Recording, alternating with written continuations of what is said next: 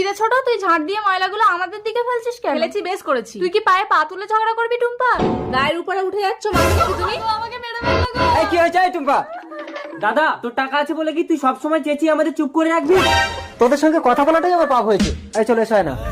রাজু, তোমার দাদার মাছের ফিশারি আছে বলে এত টাকা। এই নাও, এই কেরোসিন তেলটা নিয়ে গিয়ে ফিশারিতে ঢেলে দাও। ঠিক বলেছো, তাহলে দাদার ফিশারি সব মাছ মরে যাবে। এটাই তো দাদার মাছের ফিশারি, কেউ কোথাও নেই তো, কেরোসিন তেলটা ঢেলে দেই। ফিশারিতে দুটো মাছ ধরে বাজারে বিক্রি করতে যাবো।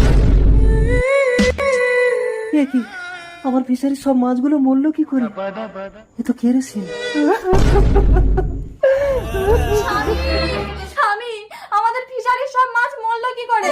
আয় না, কি আমাদের ফিশারিতে কেরোসিন তেল ঢেলে দিয়েছে। মহাজনের কাচ থেকে 1 লাখ টাকা ধার নিয়ে আমি মাছ চাষ করেছিলাম, বলেছিলাম মাছ বিক্রি করে সব টাকা দিয়ে দেবো। এখন আমি কি করে দেবো?